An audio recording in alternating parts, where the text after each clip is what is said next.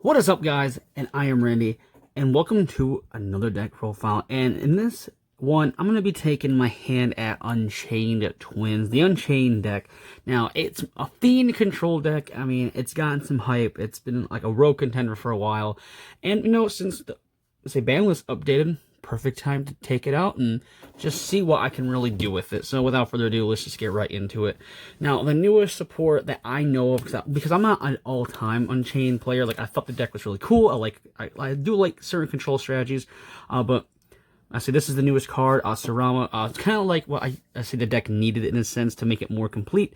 Now, for those who don't know what Unchained really do, they're basically a way to pop your own cards to gain a certain amount of advantage. So you want to pop your back row, just special from the deck to start link climbing into your bigger Unchains.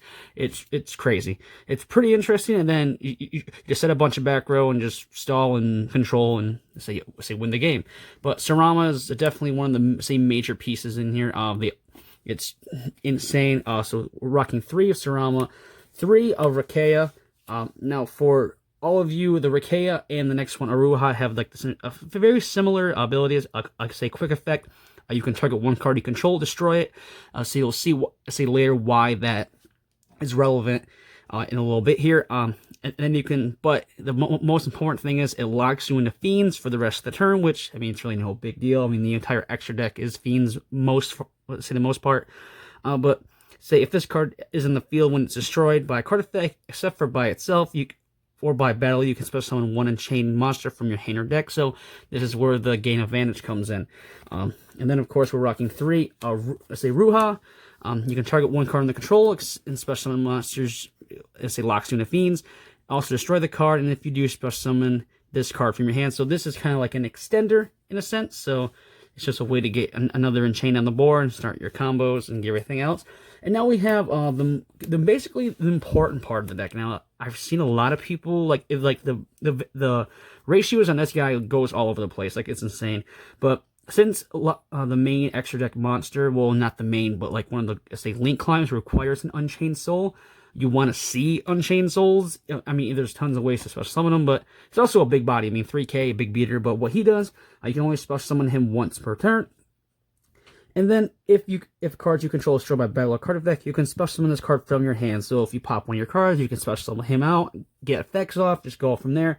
It's crazy. And then also, if you special summon, you can discard one card, destroy one other card in the field. So it's just pop, pop, pop. Non-targeting destroying too. So it's pretty cool.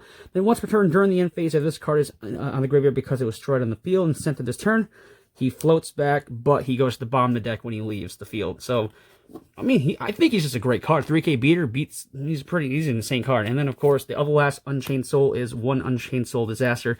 Now, he's kind of like he's cool, but he's just meh. So I wouldn't really rock him at more than one. I mean, he's only in here because he's an Unchained Soul, which helps your link play. So, but for the Unchaineds, that is pretty much it for the Unchained monsters in the deck. Now we're going to go into the new other part of the deck.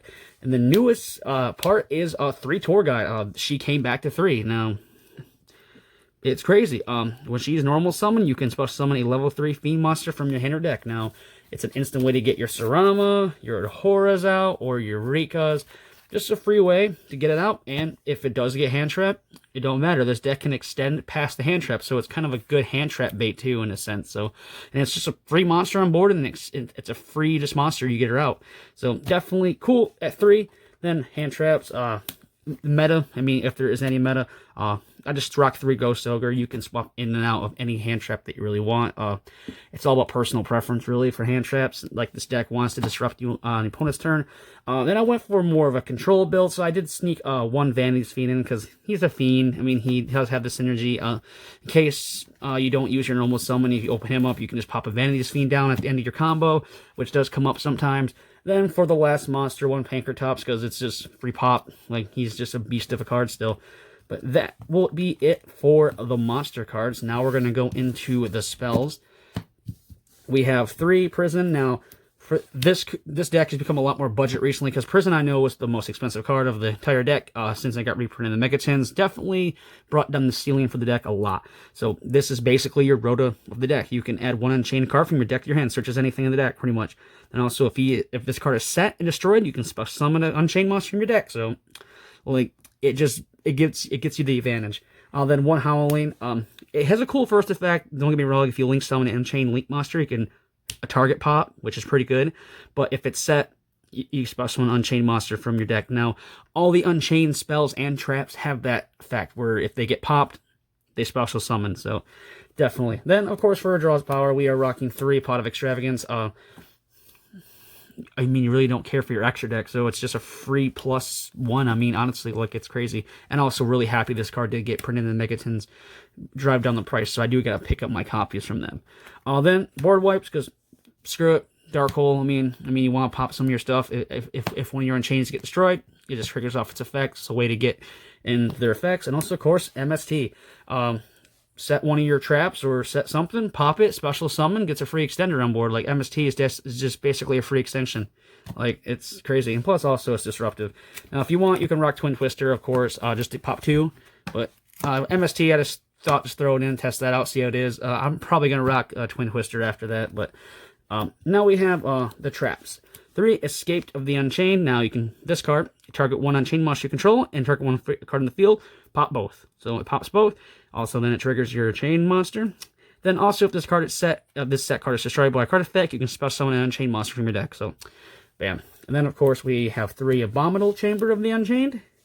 Special summon 1 Unchained monster from your hand or graveyard. It's kind of like the, say, monster born in the deck. Then, of course, if it's set and destroyed, special summon.